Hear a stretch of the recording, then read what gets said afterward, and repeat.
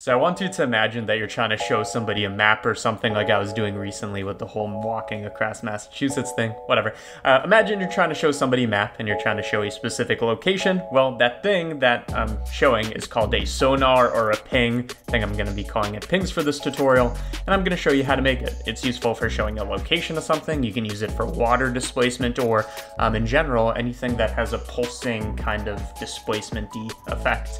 And we actually talked about how to do this before, but we actually added a step on top of that. So let me show you how to do this. It's actually super simple. So this is what we're going to be making, a nice little animated mask. We can then render it out and use it in compositing, or actually use it again directly inside of Blender. I'm going to be showing you how to do this procedurally with just a bit of math. You can control the density of this ping, also the speed and polarity of it, which you have to actually go into the node group because I didn't make those things.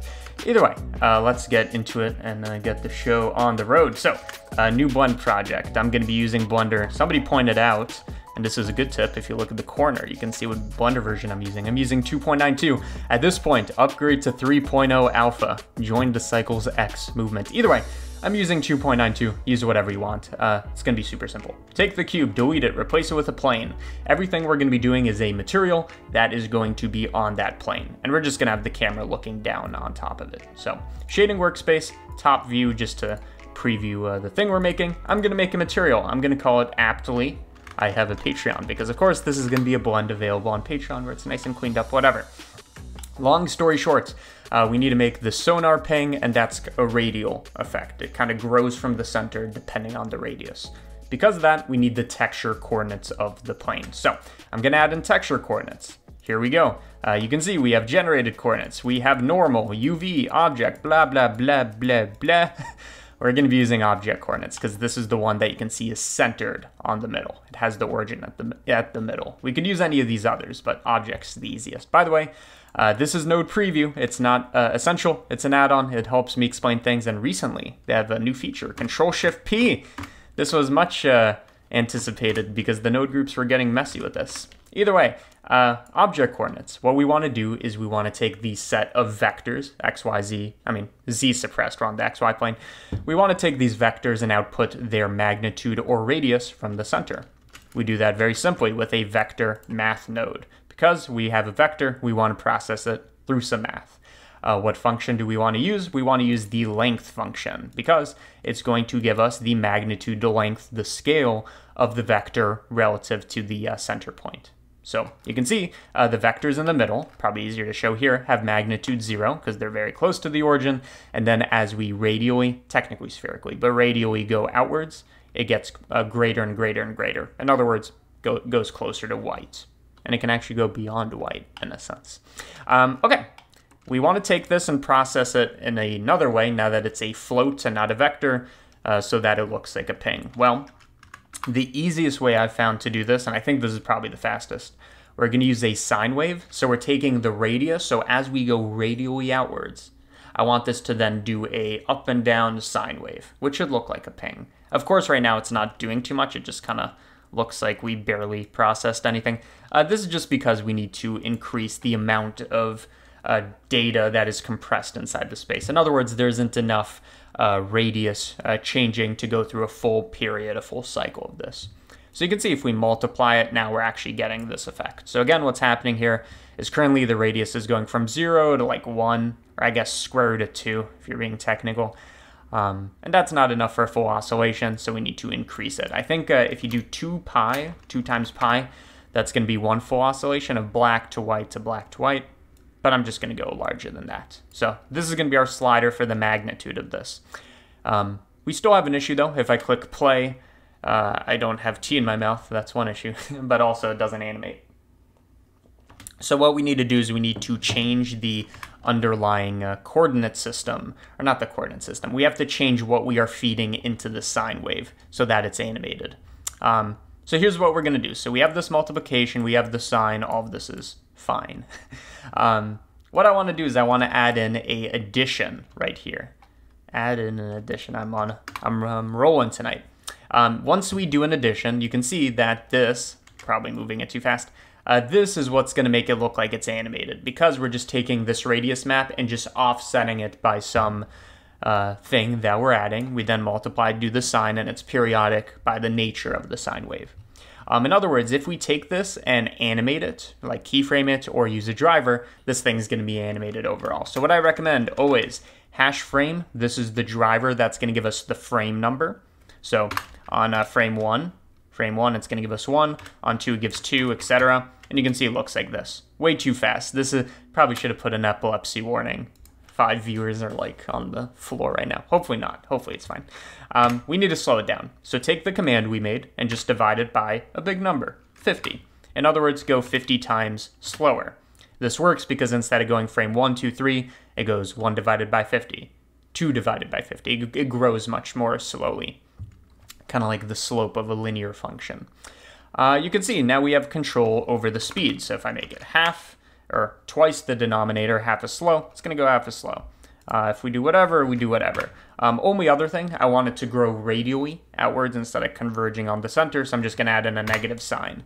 And you can see our pulse is now going outwards. So now we have an animated thing. We can also control the magnitude of it. And because we put the addition before the multiplication, it should scale correctly. Otherwise, you're going to get a slightly different result if you change the order of operations, I believe. But you can play around with it. So again, you can see what's happening here. We have the texture coordinates. Again, node preview, link in the description. It's super useful, especially if you can't visualize this stuff in your head. We took texture coordinates. We outputted the length. So now we have this radial map. This addition just makes it grow like this. The multiplication makes it sharper. And then the sine wave makes it periodic. Okay, so you can see what's happening here. Only other issue is, if I was to scale this up, this thing's infinite, right? Like it doesn't matter, it just has too much going on. I want there to be a bit of a fall off. So for the fall off, again, we can use this length map. So if I was to just take this and multiply it by the length, you're going to see it almost gives us what we want, almost like an inverse of what we want. It's going to make it very invisible as we go towards the center, and then, we want the opposite. As it goes radially outwards, it should be getting less intense, like ripples or whatever. So what we need to do is invert this map, ideally with a bit of control. So I'm going to use a map range node, connect this to this.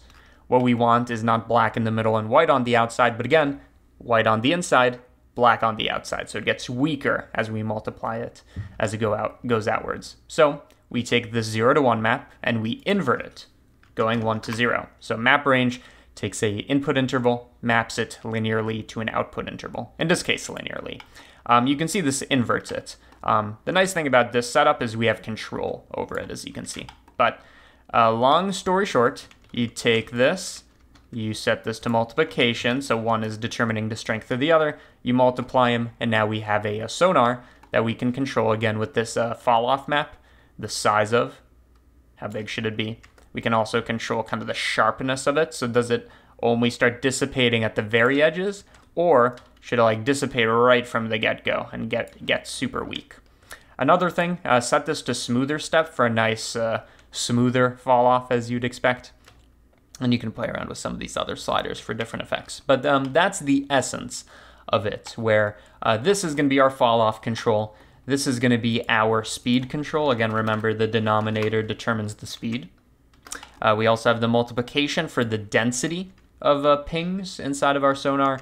And that's the essence of it. So if we were to render this out, let me show you how you do that, and then we'll talk about how to like use it for the map or whatever it may be. So I'm going to take the camera, center everything, and then position it above so it's facing down, essentially recreating the top view that we made. Then in the environment, I'm just going to make this black, which you can see in Eevee. We're just going to make it black so that everything kind of blends together, and this is what we want to render out and use in compositing. So if you were to take this to a different program, you then just go to the output, you make it a video, so FFmpeg video makes it render as a video. I use an MP4, I make it high quality, and I render it out. The nice thing about this effect, works in Eevee, procedural, so in a sense it renders, not in a sense, it just renders very, very fast. I spilled tea on me. Disgusting. Even if we do 250 frames, you're going to see it's not going to take that long. And at the end of this, I'm not going to render out the full thing, but at the end of this, we get a ping that you can bring into a compositing program of your choice and do whatever with. However, I want to show you how we take this and use it in Blender. So I will be back in a second. Okay, we have returned. I should not have hit my cast arm. Dumb idea. Either way, we've returned. Only thing I've changed is I turned this whole thing into a node group, so I just selected everything, hit Control-G. I exposed the one parameter for the density of the thing like we talked about, basically the multiplication number. This thing's a node group now, and additionally, I also downloaded a map off of Google Images of the world. That, of course, isn't like the full thing, because I wanted it to be the correct aspect ratio inside of the square tile. Either way, we have an image of a map, and we also have our thing, and I want to show you how do we put a ping on top of it. So, for example, let's say that we want to ping Greenland, because it's huge, only because of the map distortion. It's not actually that big. It's not like 1,000 times bigger than the United States. So, what we're going to do is we're going to use mix RGB. So I'm going to mix something on top of this map, so you can see we're mixing it on top, whatever color. I'm going to use this as the factor. In other words, saying the thing we're overlaying, only show it in this ping map. So you can see already we have it. But now the question is, how do we kind of make this thing smaller and make it on Greenland and, Denmark? How do we do it? What I'm going to do is you could do a bunch of nodes. Fastest way, take a mapping node. It gives you location, rotation, scale, all in one punch. So for the scale, you do the opposite of what you think. To make it smaller, you have to make the scale bigger. Think about it as we're scaling the texture coordinates on which this is placed. So you make it smaller, and then you just shift the location over. And you can see now we have a ping on Greenland. We can change the color of that ping. We could do whatever. And I believe, I'm not 100% sure about this, but I believe we can make it twice as bright if we were, let's go to the vibrance. We can make it, yeah, there you go. Now it really looks like it's glowing. We could go up to 5. And then if you were to set this to bloom, it would actually glow in that area. Okay, we have a ping. We can actually add multiple pings because it's a node group. Why not? So I'm going to take this. I'm just going to copy over part of our setup. Again, you can see the mapping node literally just transforms the position of the origin. So I'm just going to make another copy of this, use it as the vector. Boop. And then all we have to do is add these together to have both of them contribute. Addition. Okay, this is just going to make our ping look twice as strong for now until we shift the location of it. So let's have a little plane going from Greenland to China.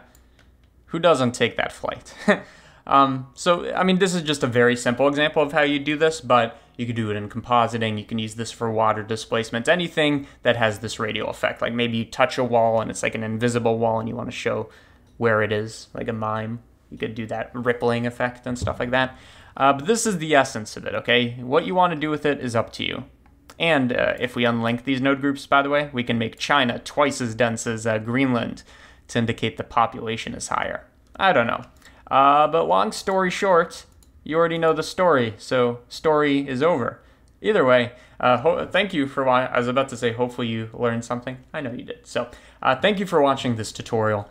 This is the part of it that I talk about Patreon, so you're free to leave now. But no, listen up, there's something here. So I want to say thank you to all 750, 60 some patrons that are getting benefits. What benefits are they getting for supporting the Default Cube and CG Matter channel? They are getting blend files. You don't need to make this node group yourself. You can just download it. I'm going to add in all those sliders, more than just one, so you can just control it super nice and easy. You get blend files, anything I've made over the last 2 years, automatically for $5. Additionally, you get access to Patreon exclusive tutorials. These are tutorials that I do not upload on either channel. They're too long, too advanced, too whatever. So it's only available there. I try to do it once a week. Additionally, Discord access to the exclusive Patreon channel. Early access to tutorials. You could have seen this video a day early, maybe even 2 days early. We'll see when I decide to upload this. Either way, all this stuff exists over there. So check that out and check out Node Preview, because now I'm just the Node Preview mascot, self-appointed. So you learned something about sonar, you learned something about ping, and I think you learned something about yourself. So I think my job here is done. Thank you for watching. See ya.